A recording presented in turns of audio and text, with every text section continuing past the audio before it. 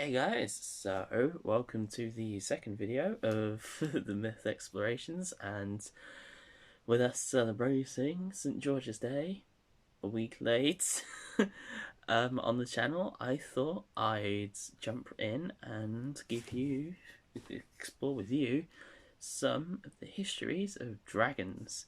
Now, I was originally going to do St. George's Day, but the basics of that story are pretty much well known enough that I don't really need to go into it that much.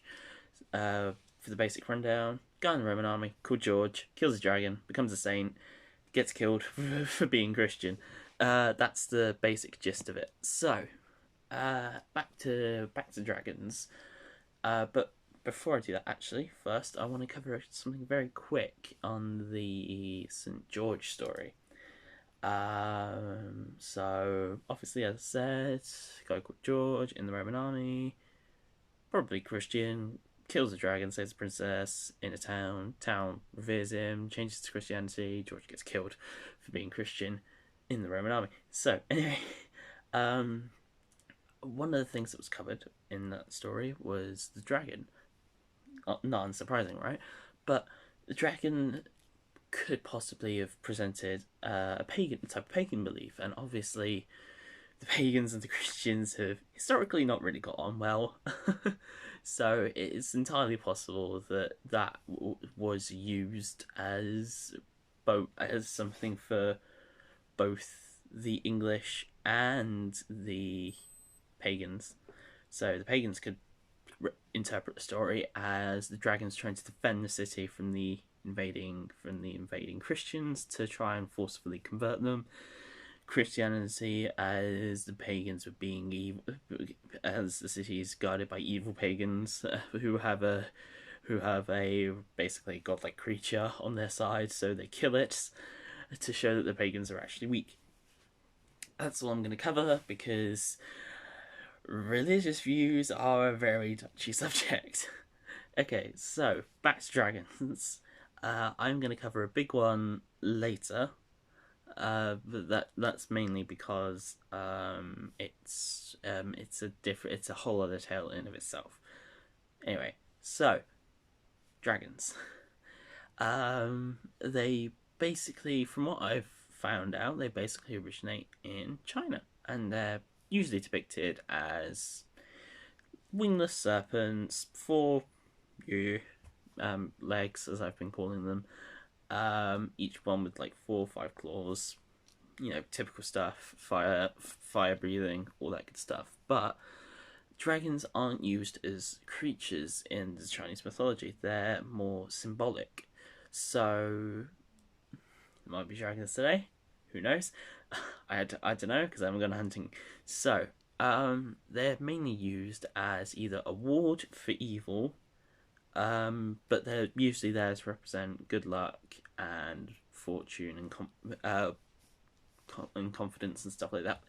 It depends on the interpretation. So if you're looking at in terms of, say, a spirit guide, the dragon represents strength, confidence, stuff like that. In terms of the new year, I think actually if you're born in the year of dragon, it represents the same thing. It doesn't matter. And then, but in a general depiction, it's usually used to represent goodness, good luck, stuff like that. Basically, all the good stuff, basically. And it was used a lot actually by the emperors in China. So if you're going back to the way far back to so if we start in the Han Dynasty, for example, um, I really want to try these names, but at the same time, I don't because it could get very bad. Basically, a guy called Liu Bang, God, I'm hoping that's right, claimed that he could have been the offspring of a dragon because, well, no, he claimed that his mother dreamt of a dragon when he was conceived. I think it was conceived after his mum dreamt of a dragon. So that's I think that's pretty much him saying, look at me. I was basically conceived after my mum dreamt of this big great creature that represents all the good, you know, but and stuff like that.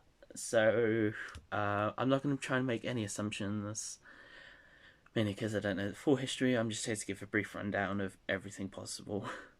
And if you guys want more of an interpretation one, let me know down below, and I'll make another video, a separate video on it, of my own personal interpretations and how I interpret stories that, you know, find them and stuff. And then, so just to give another quick, two. The Tang Dynasty, Emperor's War with dragon rose with dragon motifs. What that basically means is their clothes were adorned with dragons, which basically showed that they had power, and that it was almost like a good example actually. So there's a term in English, back with English kings, called a term called divine rule, where basically they believed that God chose them to be king. That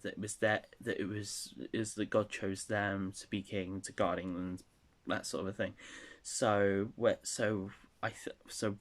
having dragons on their robes could be something similar to that. It's a statement of power, of them going, we're part of a line of goodness, from, because, you know, done with dragons, stuff like that. And then the last one was, I don't know which dynasty this was in, but it's actually one of the almost seemingly most insignificant parts of a dragon. Its claws. Its claws represented something as well. So in this dynasty, 5 claws was reserved for the emperor only. So in paintings, I'm going to assume the robes as well, stuff like that, 5 claws represented the emperors, because I'm going to assume that's because that was the most power. And then 4s represented princes and nobles, because they were the next step down from the emperor. Last dragon story that I want to cover, which is kind of not a dragon, it's more of a hydra, but it actually leads into the creation of another myth, which I'll talk about at a different time. So there's this sword called, I'm not going to try and pronounce its a Chinese name, Asian name. It's basically called Grasscutter. Basically, it was found in the tail of an 8-headed dragon, and it's one of the coolest stories ever. Because, I mean, come on, I mean, yes, we've got St. George here who killed a dragon and saved a princess, saved a town, but I mean, you don't. This story is great. So this 8-headed dragon was terrorizing, I think it was either a house or a village, and there was a guy brought in to help them stop it. So what he did was he got the dragon drunk through like I think it was doors, like paddle doors in a fence, and then he just proceeded to cut off every one of their heads. I mean, that's just awesome. And then like I can't remember why he opens up the tail, but he opens up the tail and finds the Grasscutter, which is obviously been led to believe is a divine blade that's now supposedly stored in a Shinto temple somewhere. it's somewhere. It's supposedly in the Shinto temple, but it might not be. Because no one is allowed to open the box, because obviously it's sacred. So anyway, back to dragons. So ancient dragons, as I said at the start, they're more depicted as wingless serpents with the traditional claws and stuff like that. It's very different to a European or British dragons. So European and British dragons, you all know, and you've all seen them. They're all in media. You know, How to Train Dragon Prince, all that. The basic gist of it is 4 legs, wings, tail, scales, fire breathing. Typically depict, but they go against the Asian standard. Asian standard depicts them as seemingly almost everything good about, you know, the world and people and all that. Whereas the British ones are more British European ones are more malicious. They're more dangerous, as is shown in the story of St. George. They're more evil, basically. And the further west you go, the more that happens. There's one. Alright, so this is gonna veer off another tangent. I do apologize. I am trying to hold back on them as much as possible. So I actually don't know if this is true. I'm actually gonna look it up on my phone while I'm talking. So apologies for not looking at the camera. But there was a show called Mountain Monsters. I don't know if anyone watching has heard of that. It's a really good show, by the way. There's loads of full episodes on YouTube. Watch them. They are freaking awesome. It's a good cast of characters. It's great. It's great. Basically, it's a really cool show. It's very fun. It's got very funny moments to watch, and it's got some really cool, interesting things. It's a reality show, so I guess take it with a pinch of salt. But it's still really cool. Anyway, so actually, tell you what, while I'm looking this one up, I'm going to talk about another one as well. So there was one found in, I believe, yeah, where I've circled it up there. I believe it was in California. Basically, it's been dubbed the Bat Dragon. I can't remember how many years ago this was, but basically there was a guy who captured a dragon on his phone in California, I think by the coast, and basically its wings were flapping like that. It was flapping inward while it was moving forwards, and it's weird, right? Because I've not once seen or heard. I don't know how that would work, because surely the movement and the thrust would push you backwards. So I'm not too sure how that would work, but as said, dragons. There's not a real life example to go on really for dragons, except for birds. But birds are a bit further out from it, mainly because dragons are huge and heavy, birds are light. So, and and they kind of, and it's sort of more meant for flight by its body. Anyway. So yeah, I thought I'd bring that one up while I was looking for this, because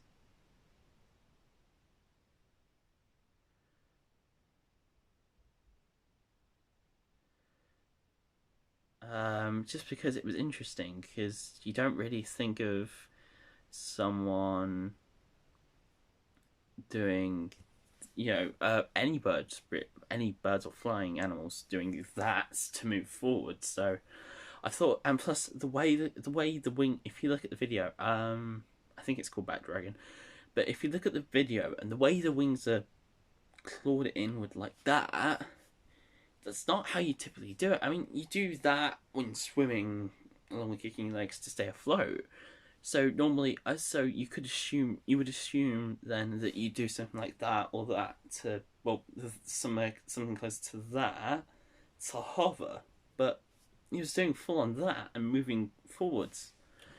So it was just very weird.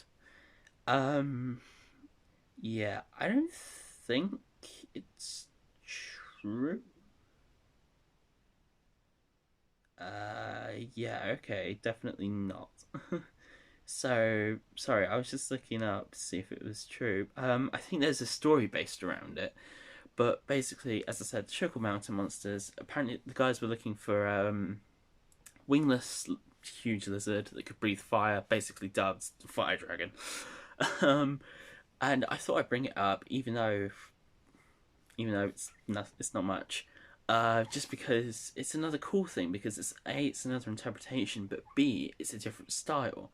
So as I said, normally dragons depicted as big wings, stuff like that. This one's rather more hunkered down. It's more closer to an extra large Komodo dragon, which I've watched videos of, and it makes the hairs on the back of my neck stand up. Anyway, so yeah, it's one of the weird ones, because as I said, it's more like a plus size Komodo dragon than you'd think of an actual dragon, which is rather weird considering. Anyway, so yeah, so as I said, this is just more sort of just a general talking about dragons in general. So we're coming to, I think, what I might call the round off point. I've got loads circled on. I'll show you my world map later. But basically, I've circled loads of different things. So basically, alright, this is going to require some context. So for the past 2 years, I've been trying to get basically this off the ground for TV production. But it'd be more in depth. It'd actually be out looking for the things, and it would actually be more exploration and into the history of it. So basically, I came up with this idea 2 years ago, along with another one, but that one had so many copyright issues, I basically had to write it off. But I came up with this one because I adore history, ancient history, and I love myths because myths are cool. Because, you know, you've got Achilles in myths, and Achilles beat up a river because it shouted at him. And I mean, come on. Where else are you going to find something like that that's, well, I mean, it's ancient Greece, but not the point. So, and I've got a map up there of where I've circled things and noted down the creatures, the events, and stuff like that. And so that's just that. So, that's the only reason why I'm looking up is because I've circled loads of stuff. And I do believe I've circled like the vast majority of. Oh, sorry. Just looking up at it, and I just realised there's one thing I actually haven't covered actually on the Asian side of dragons, and that was, I don't know where this rumor started. Well, there's two.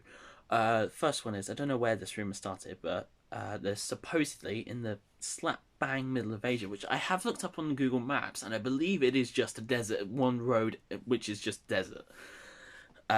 With a small town. Anyway, so supposedly slap dab in this middle area is apparently a dragon nest. If it is true, we haven't found it yet.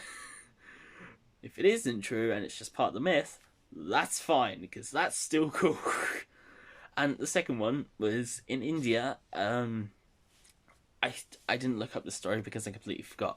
So he was either coming back or going to India, but in his travels, Alexander the Great, who we all know from ancient Greece, our boy, he was either going to, as I said, or coming back from India, and he found a cave with a giant serpent in it. And then obviously, I think it was Gunning an Egg, I can't remember. But then he came back and told the story, and then obviously I think this sprouted off another section of dragon stories, yada yada yada. Right. Time for the big one. Probably the biggest one we'll probably end up gonna cover on this. It's a very loose connection, and I'll probably end up putting an entirely separate video to it. But so there was an author back in the I don't know, I can't remember the year, but he was kind of racist. You all know him, you all love him. It's H.P. Lovecraft. The guy who is probably more crazy than Konami in terms of coming up with concepts for characters. Anyway, so this guy said that in the basic long and short of it is, guy created the Cthulhu mythos. You don't know what that is. Basically, it's just a lot of things revolving around tentacles, smelling of fish, and dead things. It's pretty much the general gist. So the only reason why I'm bringing this up is because supposedly in the South Pacific is the city of R'lyeh, and in that city supposedly is where Cthulhu sleeps. The only reason why I'm bringing him up is because Cthulhu is supposedly part dragon. He's part octopus, part dragon, part human, I believe. Could be wrong. Oh well. But as I said, it is a very loose connection, but I thought I'd bring it up just because, you know, this channel is supposed to be about fun things. And the Cthulhu mythos certainly is that. As this, if you want a video dedicated specifically to that, leave that in the description comments as well, and I'll have a look into it for another video another time. So, as I said, it's a very loose, very, very, very loose thread to pull. But I thought I'd just bring it up anyway, just because it's supposedly in the South Pacific. I'm just gonna say it. For all we know, there could be a city down there, because the world is 95% ocean, and could be getting more. The world could be even more ocean. But that's different channel altogether, because that's science, not ancient historical myths. Or myths in general, and really weird stories. Anyway, so as I said, the world's 95% ocean, and I believe 5% of it has been explored, which leaves the vast majority of the water. Hang on, so if I show you my map quickly. Hang on. There. If you see that, look, that's all ocean. Look at it. That's insane. Yes, I am doing this in my room. No, anyway, that's insane.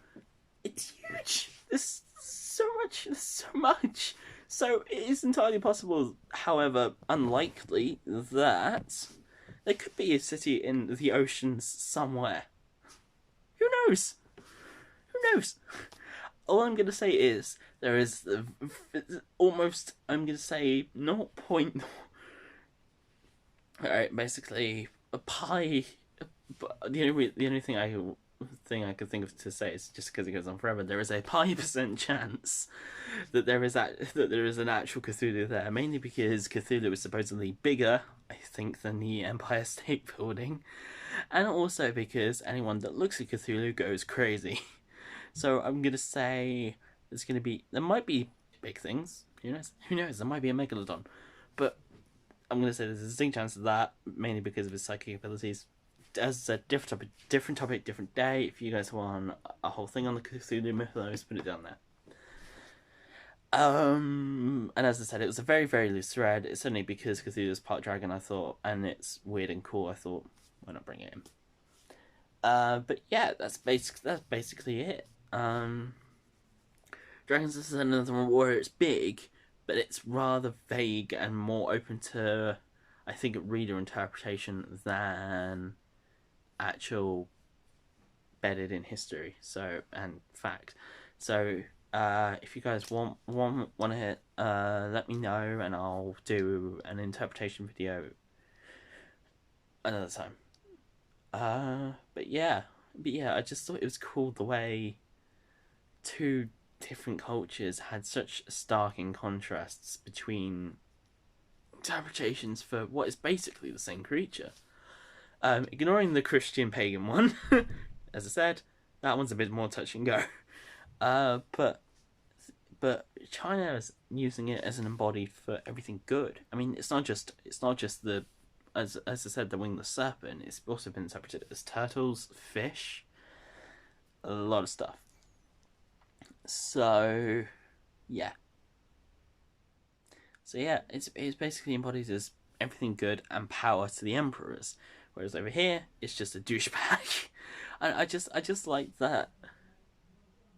It's quite a distance between them, but it's still really surprising that there's such a stark contrast, not only in how they look, but also how they're traditionally represented. Right, I think that wraps this one up. So, I hope you enjoyed this week's myth exploration video. Sorry, it's still a bit, rocky in terms of structure. I'm finishing off working through my college work at the minute, so hopefully by the time that's done around the 5th of June, I'll have more of a stable. I will be able to get more of a stable structure in place, and we'll be able to look like we actually care about what we're doing. I may also have news regarding the project that I brought up about that I've been working on for 2 years, but that's all going to have to be sorted out later on, either in the year or the next few years. So that about covers it. Thank you for exploring this myth with me. I've been Alex, your wonderful and all clumsy and fragmented as ever tour guide, and I hope you enjoyed it. Remember, I'm not gonna patronize you, pretending to like, comment, and subscribe. Do whatever you guys want. But leave comment, as I said in the last video, leave comments down below for something specific you want to see, or an interpretation, something like that. I am more than willing to go into it. And I'm more than willing to look into it and go into it and try and make a video out of it. What I said in regards to the last video, about sticking mainly to UK ones, make UK and Ireland ones, I'm gonna scrap. I'm gonna I'm gonna try and get a specific structure out, and I may actually end up sticking to the structure I've made up there. But yeah, basically that structure is going to be scrapped. I'm going to make a new one, and hopefully that one will work better.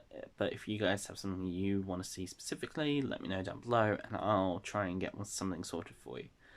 So, thank you guys very much for watching. I have been Alex Wireless, your myth tour guide, and I look forward to seeing you in the next myth. Until then, have a great day, guys.